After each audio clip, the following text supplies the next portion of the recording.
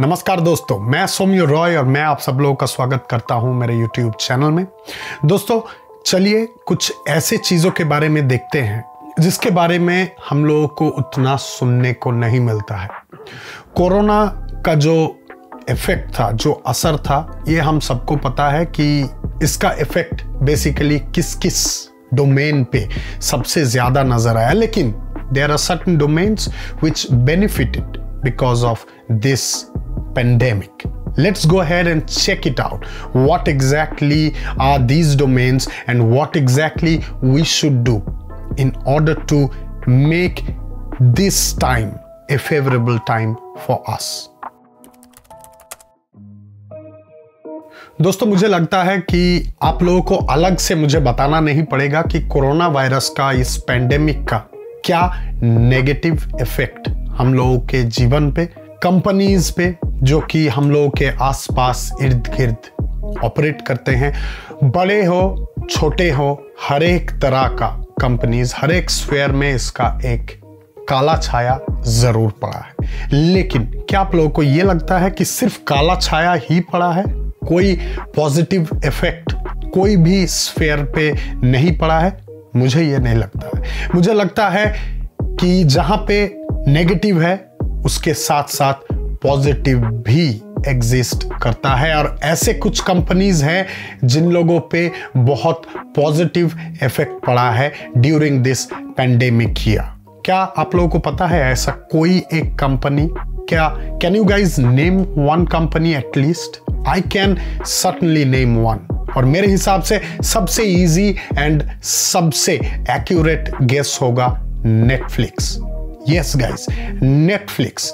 इस कंपनी ने बहुत ज्यादा प्रॉफिट और बहुत ज्यादा पॉजिटिव ट्रेंड देखा है इस पेंडेमिक के दौरान। मैं आप लोगों को बताना चाहता हूं कि क्यों और कैसे यह हुआ, और कुछ स्टैटिस्टिक्स मैं आप लोगों के साथ शेयर करना चाहता हूं। चलिए देखते हैं कि बेसिकली नेटफ्लिक्स क्या था और कहां पहुंचा।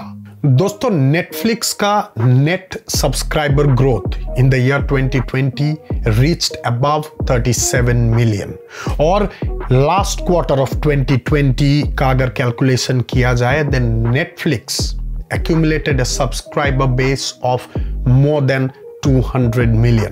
दोस्तों इसी धमाके के साथ साथ नेटफ्लिक्स का जो शेयर प्राइस है उसमें 12% का बढ़ोतरी देखने को मिला है, और जो कैश फ्लो है कंपनी का is more than their spendings, और उसी के साथ साथ जो रेवेन्यू है, रेवेन्यू में 20% का ग्रोथ देखने को मिला है, which is more then what the analyst forecasted. But guys catch यहां पे यह है कि नेट प्रॉफिट जो है वो थोड़ा सा कम है जितना प्रेडिक्शंस किया गया था। इसके पीछे कुछ कारण होगा, कारण के बारे में भी बात करेंगे।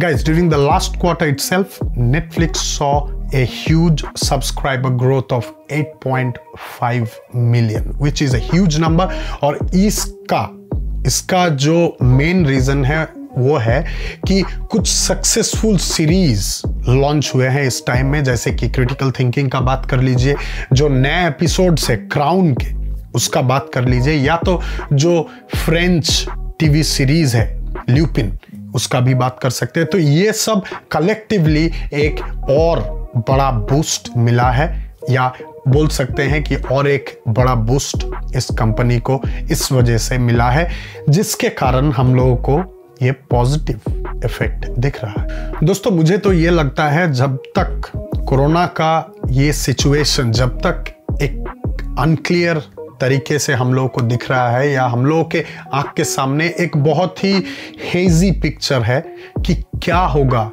कब कोरोना टोटली इरेडिकेट होगा, या इस बारे में, तब तक ये जो नेटफ्लिक्स या नेटफ्लिक्स जैसे जो सब डोमेन्स हैं they will certainly make profits, क्योंकि लोग घर में रहते हैं and when people are at home they want some entertainment, and Netflix and other channels like this will certainly benefit from that. लेकिन ये चीज भी भूलना नहीं चाहिए कि कोविड-19 कोरोना का जो वैक्सीन है वो ऑलरेडी लार्ज स्केल में इंप्लीमेंट हो रहा है।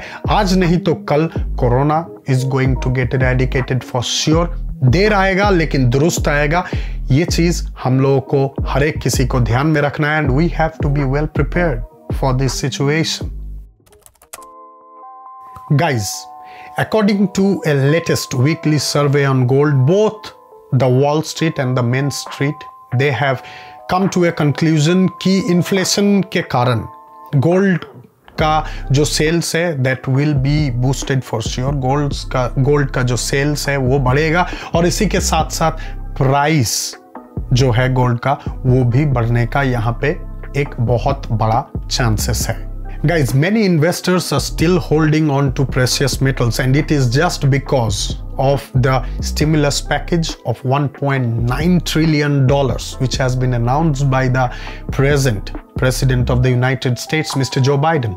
यहाँ पे ये सोचने के बात है कि इन द मीडियम और long term gold prices will certainly see an uprise and precious metals and liquidity is actually interconnected. तो ये होना ही होना है, आज ना हो तो कल. गाइज, मेरे हिसाब से आप लोग ये मानते होंगे कि कोई भी बारे में आप चर्चा कर लो, एक ऑपोजिट ओपिनियन एग्जिस्ट जरूर करता है. And this week is going to be a determining factor for gold, क्योंकि कोई भी प्रेशियस मेटल के बारे में आप बात कर लो, precious metals are always dominated by the strength of United States dollar. और यहाँ पे ये भी प्रेडिक्ट किया जा रहा है कि कुछ ऐसा हो सकता है जिसके कारण गोल्ड पे नेगेटिव इफेक्ट भी आ सकता है. दोस्तों, अगर मेरा मानो तो वेट करना सबसे असरदार तरीका होगा, क्योंकि आपको ये पता नहीं है कि बेसिकली क्या होने जा रहा है. लेकिन जितना वेट करोगे उतना आपके सामने पूरा छवि जो है वो क्लियर हो जाएगा. And you never know what kind of US actions can lead to up and down of the price, है ना? So just wait and watch. दोस्तों, फॉरेन डायरेक्ट इन्वेस्टमेंट का अगर आप सीधा सरल भाषा में मीनिंग पूछो तो इसका मतलब यह है कि कोई दूसरा देश का कंपनी आपके देश में इन्वेस्ट कर रहा हो, कुछ फैक्ट्रीज बना रहे हो, या तो जो ऑलरेडी एग्जिस्टिंग जो फैसिलिटीज है उसको बढ़ा रहे हो, या तो कोई लोकल फर्म को एक्वायर कर रहा हो. ये एक सीधा सादा एग्जांपल है. However, guys, foreign direct investments in United States in overall is much bigger than China, and this peaked in the year 2016. और अगर कैलकुलेशन का बात किया जाए तो foreign companies had invested close to $429 billion into the United States economy.